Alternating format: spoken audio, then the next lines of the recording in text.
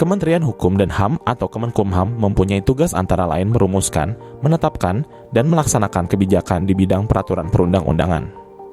Selain itu, Kemenkumham juga melaksanakan fungsi administrasi hukum umum, pemasyarakatan, keimigrasian, kekayaan intelektual, dan hak asasi manusia.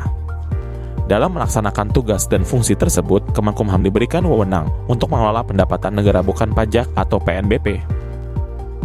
Pada tahun 2022, BPK melakukan pemeriksaan atas intensifikasi dan ekstensifikasi PNBP pada Kemenkumham yang bertujuan untuk menilai apakah sistem pengendalian intern atas kegiatan intensifikasi dan ekstensifikasi PNBP di Kemenkumham telah dirancang dan dilaksanakan secara memadai, serta untuk menilai apakah Kemenkumham telah melakukan intensifikasi dan ekstensifikasi PNBP sesuai dengan ketentuan terhadap peraturan perundang-undangan yang berlaku.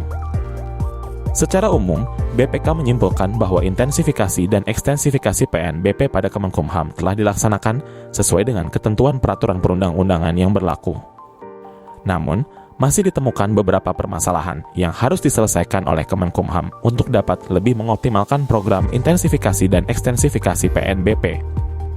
Antara lain, pembentukan Perpres nomor 21 tahun 2016 tentang bebas visa kunjungan atau BVK tidak sesuai dengan prosedur dan asas pembentukan peraturan perundang-undangan, serta tidak memenuhi asas timbal balik.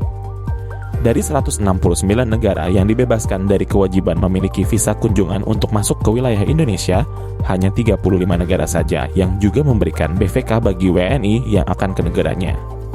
Selama tahun 2017 sampai dengan 2020, negara telah kehilangan PNBP sebesar 11,13 triliun rupiah atas pemberlakuan BVK. Selanjutnya, negara berpotensi kehilangan PNBP sebesar 3,02 triliun rupiah per tahun apabila rencana pemberlakuan kembali BVK akan dilaksanakan. Selain itu, BPK juga menilai pengelolaan PNBP atas pelayanan paten, merek, dan hak cipta pada Direktorat Jenderal Kekayaan Intelektual Kemenkumham tidak sesuai dengan ketentuan. Yaitu, terdapat 694 paten yang telah dihapus karena tidak tertib membayar biaya tahunan, namun diberi paten kembali tanpa dikenakan biaya tambahan.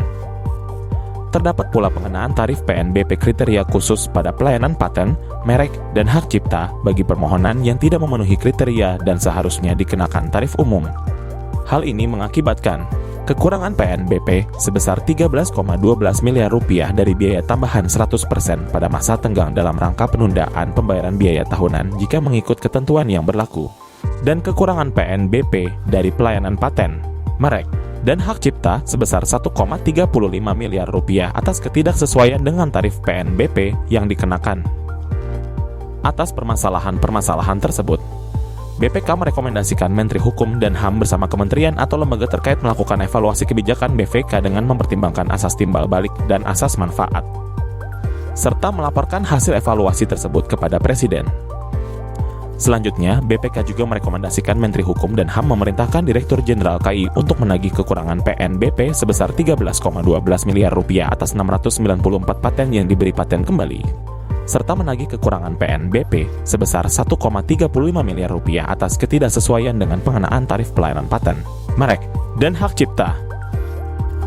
Pemeriksaan ini dilakukan sebagai upaya BPK mendorong pemerintah dalam mencapai tujuan pembangunan berkelanjutan, yaitu tujuan ke-8, yakni meningkatkan pertumbuhan ekonomi yang inklusif dan berkelanjutan, kesempatan kerja yang produktif dan menyeluruh, serta pekerjaan yang layak untuk semua. Untuk informasi lebih lanjut, silakan kunjungi www.bpk.go.id/ihps.